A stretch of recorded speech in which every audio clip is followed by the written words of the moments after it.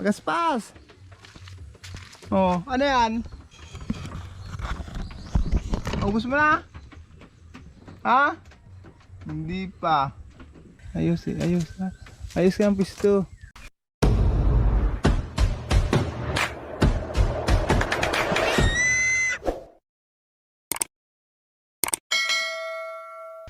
Mga kasinag, good morning. Ngayon mga kasinag, pakainin natin si Pagaspas. Ayan o. Pasensya na kayo mga kasinag at wala na akong malaking manok dito. Ang mga manok ko na lang ay purong sisiw, kaya sisiw na lang ang kinatay ko. May ano naman kasi ito mga kasinag, may diferensya din sa mata, kaya kinatay ko na. Wala kasi ako nahuling wala ako nahuling daga kagabi. At kung ano pang pwede ipakain dito. May nagko-comment nga, nahulihan ko daw ng ahas. Pag ahas mga kasinag ang usapan, hindi ako mahuli niyan. Nakakatakot din ang ahas mga kasinag. Huhulihin ko, ipakain ko lang dyan. Kaya mga kasinag, ito muna ipakain natin. Itong manok na kinatay natin.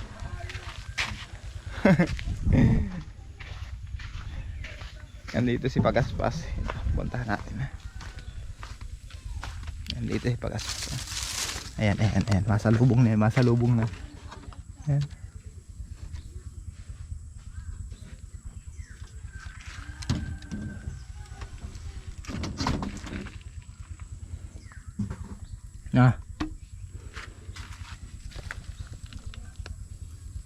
Hindi na, labas na dyan. Ito, pagkain to, manok. Halika, hali. Kaya, baba na dyan. Pagaspas. Sige na.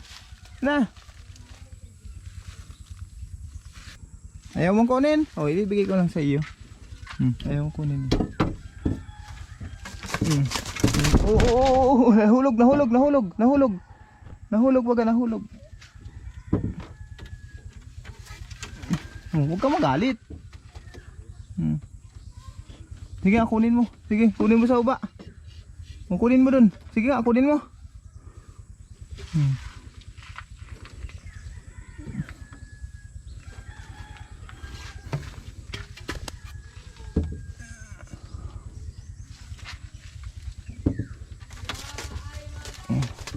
Sige, ayos ha. Ayos ka ang pisto. Tingnan nyo mga kasinag, tuog yung paa niyang isa. Nahihirapan yung isa niyang paa. Palibasan may diferensya. Kainin mo na yan. Sige na.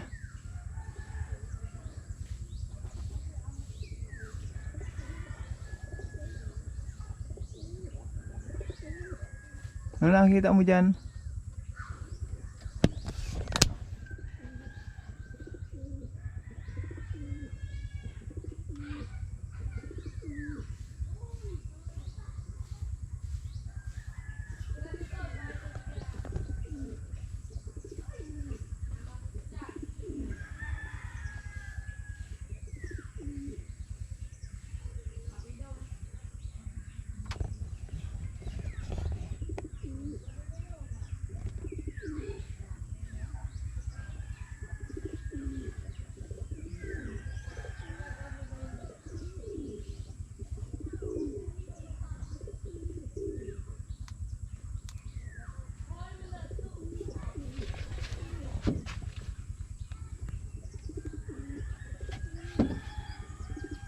Ayan si Pagaspas mga kasinag.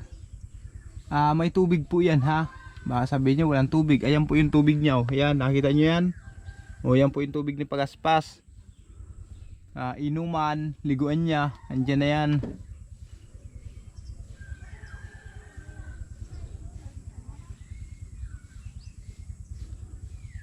Sige na, kainin mo na yan.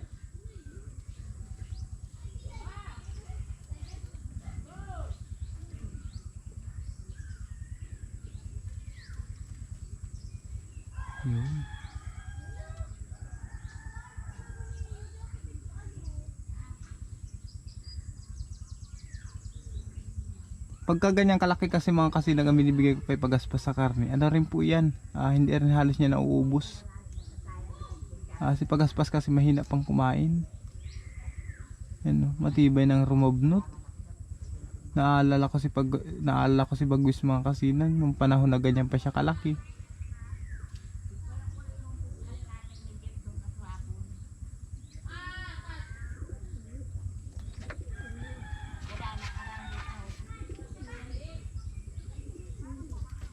Hmm.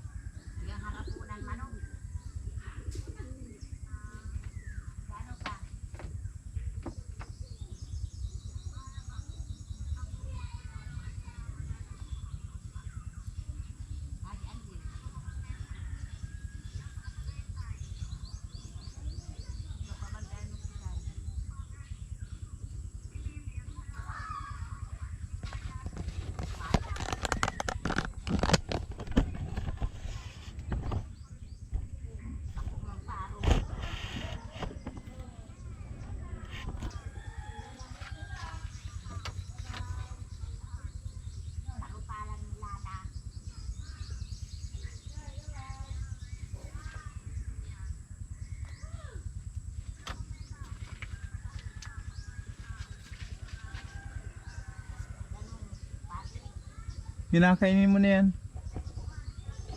Paspas.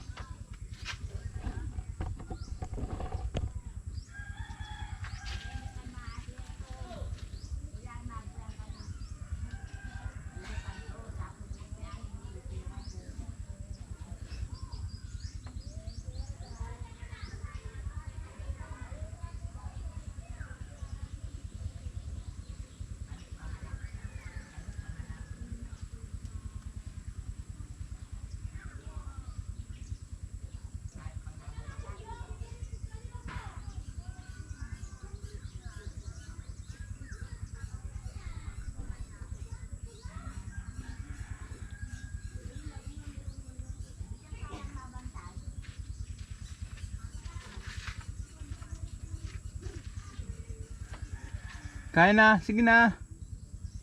Kainin mo na yan. Nakita mo kalapate?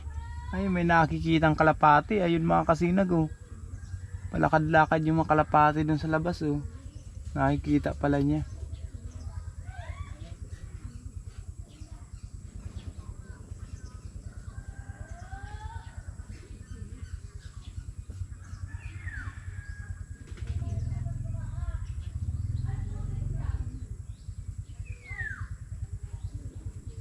Ayan mga kasinag, iwan muna natin po si Pagaspas.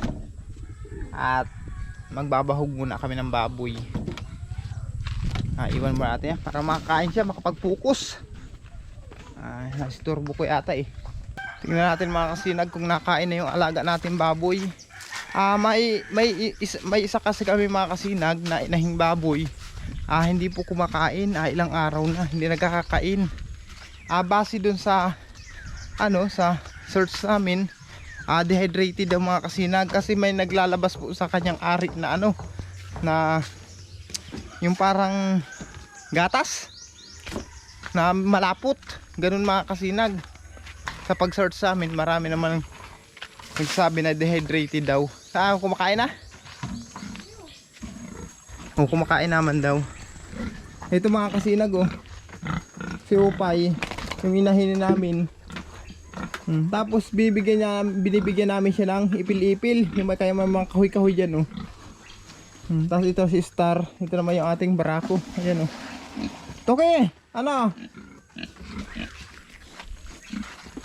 okay naman daw pala mga kasinag, sabi ni Mrs. Kumakain na. Kukuha pala ako ng tubig pambahog. May tubig pa.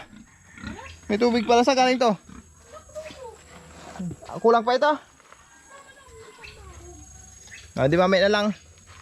May lang tayo tatabo mga kasinag kasi may laman pa naman pambahog. Maglinis muna kami ng kulungan ng baboy. Tapos na maglinis kaya magbabahog na. Patay ka mo nag-intindi. Tingnan natin ito kung kakain na. Ayan kumain na. Salamat. Nasa 4 na araw ito halos hindi kumain mga kasinag. Ang kinakain lang niya yung binibigay namin na mga ipil-ipil.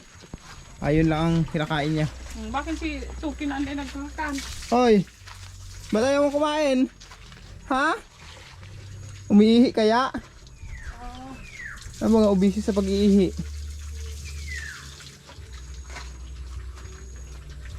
At mamaya ilalabas kita ha. Kung kumain ka na, mamaya labas kita man dyan. Labas kita dyan.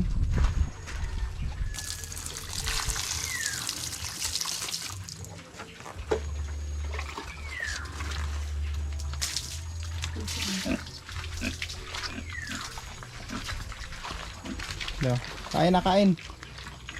Kain kain.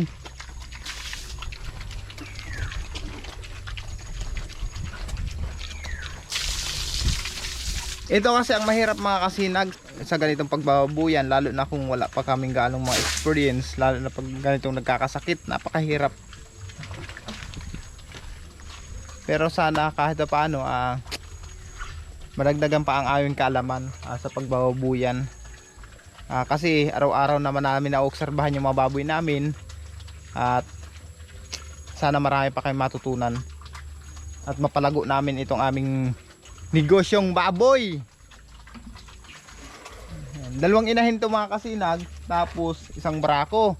Yung alaga namin doon sa kabila nung nakaraan, naibinta na namin kasi medyo kinapos tayo sa pinansyal, lalo na sa allowance sa mga bata sa araw-araw, sa mga gastusin, kaya naibinta na namin yung dalawa. Kaya ubos na. Ito lang natira sa amin. Itong tatlong baboy na ito. Ito lang ang natira sa amin. Yan, ito lang ang natira sa aming baboy namin. Na inahin namin. Ito nangandi na yun si Upay. Kaso pinalipasan muna namin mga kasinag. Pinalipasan muna namin siya. Ito si Star hindi pa. At yung barako namin, sa susunod na pangandi ni Upay, subukan ko na itong barako namin kung kaya ng makabarako. At kung hindi pa, kukuha kami ng ibang barako.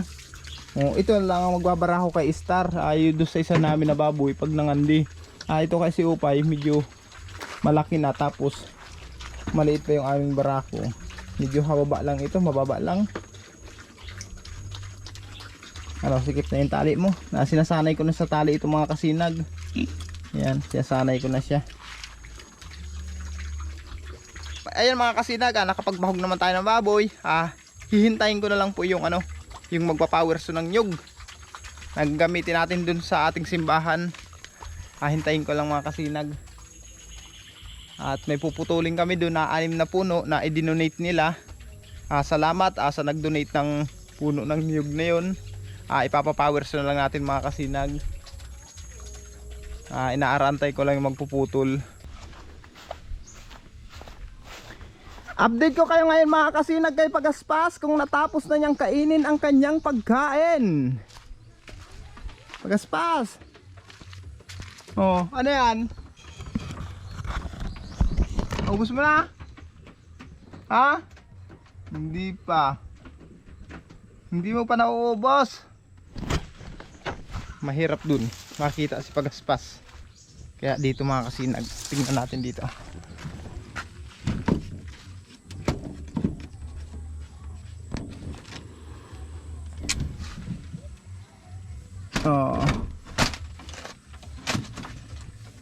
Naubos mo na?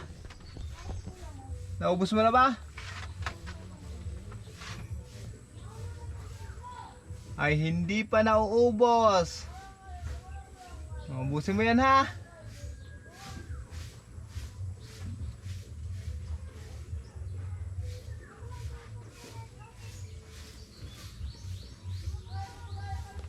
Pudpud na mga kasinag yung buntot ni Pagaspas, nakita nyo? Palibasa kasi dun sa kulungan niya dati, wala siyang dapuan, napakaliit. Di siya makabuilo. Kaya yan mga kasinag, naputol ng kanyang mga buntot, pero ang kanyang pakpak okay naman. Ang gandang ibon parang si Bagwis. Saka ngunyan ko lang napansin mga kasinag. Ngunyan ko lang napansin. Nasira ng aking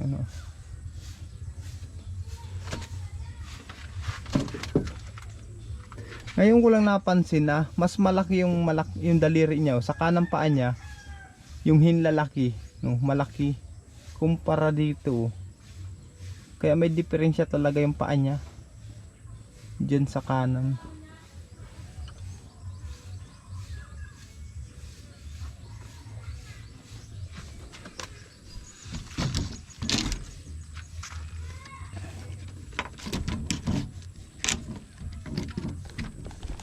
Iniwan ko muna si Pagaspas mga kasinag para makakain. Kambi! Oh, ayan naman si Pitoy, ta si Kambi. Ayan oh. Ito si Pitoy mga kasinag, tulog, nagbibilad. Tapos yung alaga nating Kambi ngayon. Yung makalapati ko nagrurundan naman. Sarap ng tulog ni Pitoy oh, kahit mainit. Nakaiba talaga si Pitoy. Nagbibilad si Pitoy. Na-update ko naman kayo kay Pagaspas ngayon mga kasinag. Hindi pa tapos kumain.